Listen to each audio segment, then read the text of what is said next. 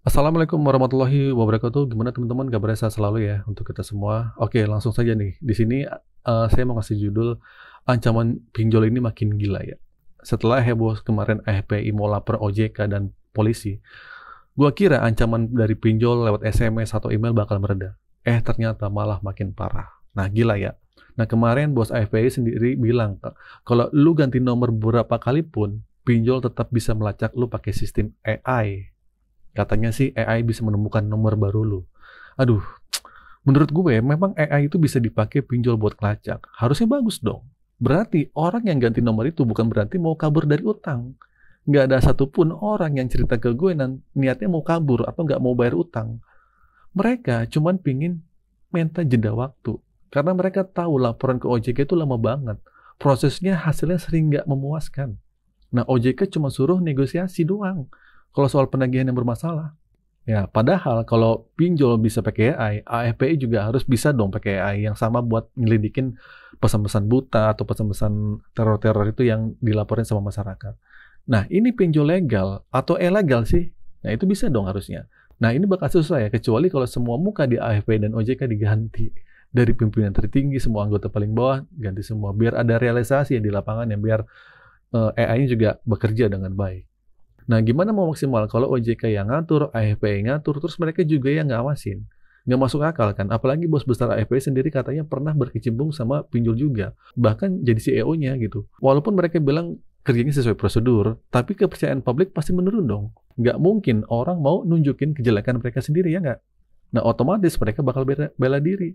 Makanya ada proses penyelidikan polisi biar ketahuan kronologisnya. Kalau memang orang jahat langsung ngaku di kantor polisi, ngapain ada pengadilan? Nah, sekarang ancaman-ancaman ini makin gila. Salah satunya yang gue temuin ada email yang mengatasnamakan OJK. Nah, di dalam email itu ada logo AFPI dan OJK. Terus isinya was somasi, wan prestasi. Katanya sih mereka belum bayar utang, aset bakal diminta jadi jaminan, bahkan bakal dikasuskan ke pidana pengadilan lewat pengacara. Yang bikin kaget, di bawahnya ada tulisan kami informasikan kepada saudara ini bahwasanya data serta informasi pinjaman Anda sudah masuk PPATK dan laporan indikasi penggelapan dan pinjaman pihak aplikasi sudah memberikan warning. Aduh, ini gila sih. Nah, ini sengaja banget bikin peminjam takut dan bingung. Yang jadi masalah, kenapa OJK juga ikutan nagih? Padahal emailnya jelas-jelas nama otoritas jasa keuangan. Yang saya nggak tahu itu email bodong atau email apa. Terus ada nama manajer fintech biro kredit. Ya, emang apa hubungannya penggelapan dana sama PPATK? PPATK itu kan buat pencucian uang. Seharusnya yang diperiksa itu pinjolnya, bukan nasabahnya. Nah, desa-desa asal-asal ngomong gini nih, yang nggak tahu aturan dan fungsi PPATK itu apa. Padahal cuma pinjam 1 juta 2 juta, tapi dramanya tuh kejauhan banget. Nah, masyarakat akhirnya jadi bingung dan ngerasa bersalah banget ya nggak? Padahal OJK sering konfirmasi kalau mereka tuh nggak ikut campur dalam penagihan. Kalau ada yang mengatasnamakan OJK, itu katanya hoax. Nggak bener. Nah, mereka pinter banget ya nyomot nama OJK, berlindung di balik itu. Mereka nggak nyebutin dari aplikasi mana, nominal utang berapa, karena mereka takut. Penagihan pinjol itu harusnya gentleman dong.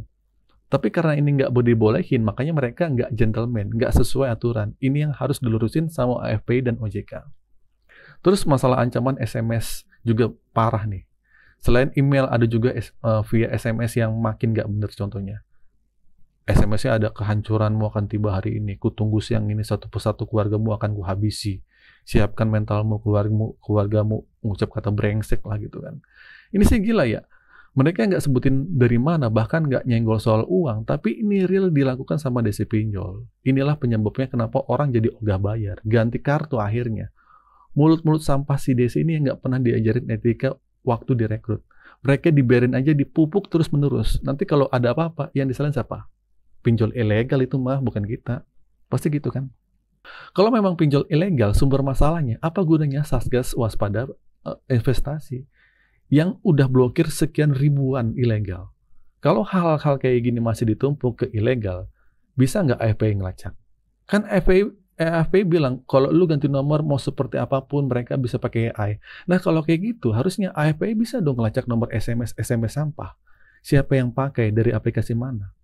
Nah, mereka jelas-jelas ngelakuin tindakan, ngelaporin ke kasus tindakan pidana penggelapan. Bahkan mau ngelaporin ke PPATK. Nah, ini bagian dari strategi mereka kan? Dan inilah penyebab kenapa orang jadi ogah bayar. Kenapa orang jadi ganti kartu. mulut sampah dari penagih utang itu, bro. Mereka pinter nggak mau nyebutin nama aplikasinya, biar kalau dilaporin yang diponis itu pinjol ilegal. Apalagi sekarang pinjol sudah beralih nama jadi Pindar kan. Katanya Pindar itu resmi, pinjol itu nggak resmi. Ah, sama aja. Orang-orang pasti lebih enak nyebut pinjol ya. Gitu. Kalau Pindar, aduh, apa sih gitu kan. Nah, ini strategi dari OJK di akhir tahun 2024 kemarin buat ngelabuin keputusan Mahkamah Agung yang minta dibentuk regulasi jelas. Nah, kelayakan yang diuji itu nggak cuma calon peminjamnya, tapi juga kelayakan aplikasinya. Jangan cuma peminjamnya doang. Jadi, gimana pendapat teman-teman? Kalau semua masih ada ketakutan karena ancaman-ancaman sampah kayak gini, kebangetan. Ini adalah alasan utama kenapa kita mutusin komunikasi, bukan kabur dari utang. Ngapain kabur? KTP kita ada, alamat jelas kita, alamatnya juga ada, jelas. Kita cuma sayang sama diri kita. Kita membatasi ini biar nggak terlalu banyak pikiran. Kalau pikiran kita banyak, numpuk, kapan kita kerja? Kapan kita usaha? Kalau nggak kerja dan usaha, dari mana rezeki datang? Kalau rezeki nggak datang, gimana mau bayar utang?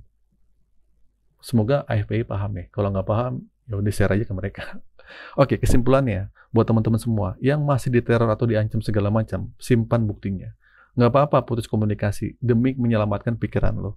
Supaya lo bisa kerja dan usaha ngumpulin uang. Kalau lo cuma disibukin sama teror setiap hari, kapan waktunya kita bisa berusaha? Kapan waktunya kita bisa bekerja?